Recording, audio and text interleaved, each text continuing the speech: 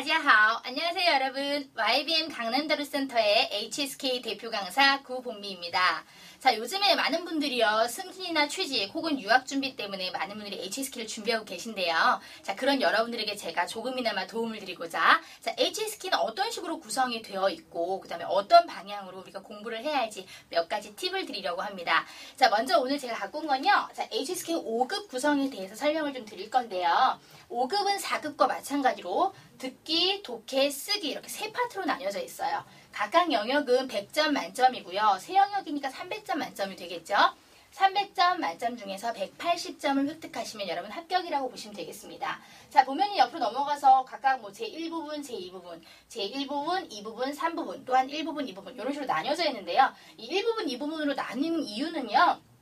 문제 유형이 약간 다르다고 생각하시면 돼요.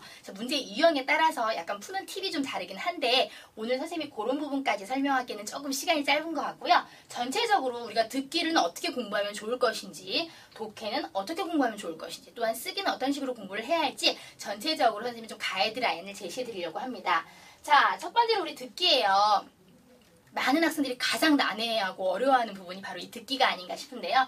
자, 일단 기본적으로 여러분 어떤 외국어를 공부하시든 어휘를 암기해야 되는 건 당연한 이치겠죠. 밥이란 단어를 모르면서 밥 먹었니가 들릴 리 만무합니다. 자, 그래서요 선생님은 어휘 암기에 주력하라라고 얘기하는데요. 그냥 막 아무 어휘나 암기하는 게 아니고요. 시험에 자주 나오는 핵심 표현들을 공부하셔야 될 것 같아요. 자, 그래서 듣기는요 시험에 나오는 문제 유형들이 조금 정해져 있어요. 예를 들면 장소, 그죠? 혹은 직업, 혹은 어투, 그죠? 신분, 혹은 인물의 행동 이런 식으로 이렇게 약간 상황이 정해져 있는데요. 그 상황별에 따른 핵심 어휘들을 암기하시면 여러분들이 훨씬 듣기를 들으시는 데 도움이 되실 것 같습니다. 자, 예를 들어볼게요. 여자가 얘기합니다. 你想点什么菜? 라고 얘기하죠. 당신은 어떤 음식을 주문하시고 싶으십니까? 라고 얘기하는데요. 빨간색으로 선생님이 색칠해 놓은 부분만 잘 볼게요. 자, 点菜이라고 합니다. 点菜, 음식을 주문하다 라는 뜻이에요. 자, 이제 남자가 얘기합니다. 推荐一下你们的拿手菜 라고 얘기하죠. 자, 拿手는 손을 이렇게 드는 모양인데요. 자, 拿手菜니까 손을 들은 이렇게 되는 음식이죠. 다시 가장 잘하는 음식이 되겠습니다. 자, 당신들이 가장 잘하는 음식을 추천해 주세요라고 하는데 역시 마찬가지로 빨간색으로 선생님이 拿手菜라고 표시해놨습니다. 자, 点菜나 拿手菜와 같은 단어들 음식을 주문하다 혹은 가장 대표가 되는 음식 이런 단어들은 어디서 가장 많이 쓰는 단어가 될까요? 그렇죠. 음식이니까 식당과 관련된 어휘가 될 것 같아요. 자, 그래서 말하는 사람들이 어디에 있을까라는 질문에 만약에 A, B, C, D가 있다면 그렇죠. 당연히 답은 식당이라는 답이 되겠죠. 찬팅이 답이 되겠습니다. 자, 이런 식으로 문제를 풀어 나가시다 보면요. 여러분 고득점 어렵지 않겠죠. 자, 두 번째로 가볼게요. 보기 안에 답이 있다는 것을 잊지 마라. 자, 다시 얘기하면요. 여러분 듣기는 나중에 들려주는 거고 여러분 시험지에는요. 이렇게 A, B, C, D 보기가 있을 텐데요. 자, A, B, C, D를 보면 일단 어떤 문제가 나올지 대강 유추가 된다는 얘기예요. 자, A번에 보니까 服务员. 자, 무슨 뜻이에요? 아, 그렇죠. 서비스를 제공하는 이 종업원이라는 의미가 될 거고요. B번 演员. 그렇죠. 연기자라는 의미가 되겠습니다. 자, C번 警察. 경찰이라는 뜻이고요. D번编辑, 편집자라는 얘기인데요. 자, 이 문제는 보자마자 아, 직업을 묻는 문제구나 라는 거 아실 수 있겠죠. 직업을 묻는 문제라는 걸 아셨다면 아무래도 듣기를 들을 때 그 직업에 관련된 어휘들이 좀 더 잘 들릴 거예요. 아까와 똑같은 문제가 나왔습니다. 당신 어떤 음식을 주문하시고 싶으세요? 그래서 당신들이 가장 잘하는 음식을 추천해 주세요 라고 얘기하고 질문은 여자는 무엇을 하는 사람일까요?가 질문이었습니다. 자, 그래서 답은 뭐가 되겠습니까? 식당에서 일을 하시는 분이 되겠죠. 당신 어떤 음식 주문하시고 싶으세요? 라고 물어보는 거죠. 답은 A번 服务员이 되겠습니다. 자, 보기 안에 답이 있다는 거 잊지 않으셨으면 좋겠고요. A, B, C, D를 보고 문제를 유추하셨으면 좋겠습니다. 자, 두 번째로요. 독해를 가볼게요. 자, 독해 1파트 같은 경우는 그 명사가 나와 있고 앞에 동사를 어떤 걸 집어넣을 것인지 혹은 동사가 나와 있고 뒤에 어떤 명사가 짝꿍이 될지에 대해서 묻는 문제들이 많은데요. 우리가 생각하는 상식대로 풀다 보면 사실은 조금 답에서 벗어나는 경우가 많이 있어요.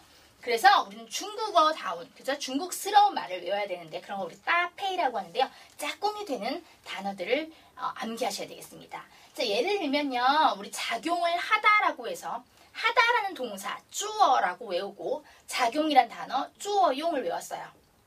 그래서 작용을 하다 하니까 쪼어용이 쓰고 싶은 거예요. 그렇죠. 그런데 사실 중국에서는 쪼어용이라는 말은 안 쓰고 쪼어용이라는 단어를 쓴다.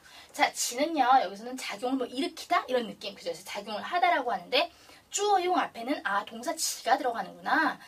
쪼어용. 작용을 하다. 이렇게 같이 외워두셔야지만 여러분들 답을 푸실 때 굉장히 도움이 되실 것 같아요. 그래서 우리 짝꿍이 되는 단어 다시 얘기하면 따페이를 좀 정리하셨으면 좋겠습니다. 자, 두 번째로는요. 시간 배분에 신경을 써라 라고 선생님이 얘기했는데요. 아까 보셨는지 모르겠습니다. 독해 문제는 45문항이에요. 그런데 우리에게 주어진 시간도 45분입니다. 다시 얘기하면 한 문제당 배분되는 시간은 1분 안팎이란 얘기예요. 거기에 답안지를 체크하는 시간까지 들어간다고 생각하시니까 한 문제당 40초 안에는 풀어야 되지 않을까라는 생각이 드는데요. 사실 한 문제를 40초 안에 푼다는 건 쉽지 않은 일이죠. 그래서 선생님은 늘 얘기합니다. 모든 지문을 다 읽으려고 하지 말아라. 그렇죠? 문제를 먼저 읽고 그 문제에 해당하는 지문을 읽는 버릇을 가져라 라고 얘기하는데요. 역시 마찬가지로 오프라인 강의에서 그 요령을 선생님 다시 한번 설명드릴게요. 자, 그 다음에 쓰기 파트는 어떤 식으로 우리가 조금 공부하면 좋은 점수를 얻을 수 있을지 설명을 드려보자면요. 첫 번째는요, 당연히 중국어 문법을 확실히 마스터 하셔야 돼요. 그렇죠? 그래서 중국어 문법 선생님이 아주 짧은 시간에 중국어에서 그래서 HSK에서 나오는 핵심 문법만 설명드릴 거예요.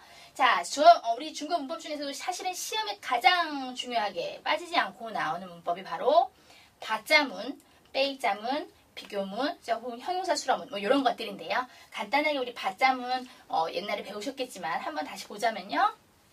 주어, 바, 목적어, 수로 다음에 기타 성분이라는 게 오잖아요. 그렇죠? 자, 원래는 중국어 순이 어떻게 돼요? 그렇죠? 주, 술, 목으로 이루어져 있어요. 주, 술, 목. 그죠? 나는 사랑한다, 너를 이렇게 얘기하는데 이 바자가 온다면 한국어 어순으로 바뀌는 거예요. 그래서 나는 너를 사랑한다 이런 표현이 되는데요. 그래서 바를 우리 한국어로 뭐뭐을이나 뭐뭐를이라고 해석한다고 배웠죠. 그런데 아무 목적어나 오는 건 아니고요. 뭔가 좀 특정한 대상이 오긴 합니다. 그래서 이런 것들 기억해 두시고 그 다음에 수러 뒤에도 뭔가 기타 성분이 온다라는 말을 하는데요. 그 기타 성분도 사실 참 어렵잖아요. 그래서 선생님은 이렇게 콕 집어서 수러 다음에 짜이가 오면 장소 수러 다음에 게이가 오면 대상 이렇게 가르쳐 드릴 거예요.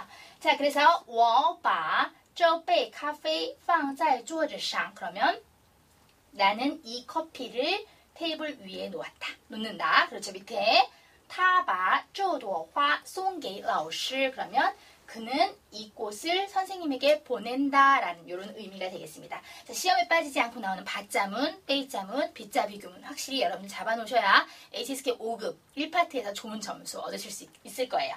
자, 두 번째로는요. 평소 주제별 쓰기 연습을 해보라 라고 썼는데요. 사실은 이게 무슨 얘기냐면 우리 쓰기 2파트에 가보면 80자 문장을 스스로 만들어내셔야 돼요. 자, 어떤 다양한 화제가 나옵니다. 다양한 화제가 나오고 다양한 그림이 나오기 때문에 우리가 어떤 문장을 만들어낼지는 사실 정답은 없어요. 그렇죠? 그래서 평소에 여러분이 원하는 설명문이라는 건 뭔가 똑 떨어지는 문장이죠. 그래서 앞에다 뭐 주제를 얘기하고 뒤에 주제를 한 번 더 얘기하는 그런 설명문이라든가 에피소드문, 다시 얘기하면 주위에서 일어났던 아주 재미있는 이야기들 같은 그런 여러 가지 다양한 문장들을 접하시면서 다양한 문장들을 써보는 그런 연습을 하시는 것이 되게 가장 좋은 그런 방법이라고 생각이 듭니다. 자, 이렇게 선생님이 HSK에 대해서 간략하게 가이드라인을 좀 제시해 드렸는데요. 여러분 어떠셨는지 모르겠어요. 자, 여러분들 열정만 가지고 오십시오. 나머지는 선생님이 다 책임지겠습니다. 자, YBM 강남대로에서 여러분을 기다리고 있을게요. 혹시 제 수업이 궁금하신 분들은요. 네이버에 선생님 이름을 검색하시면 선생님 수업이 나와 있으니까요.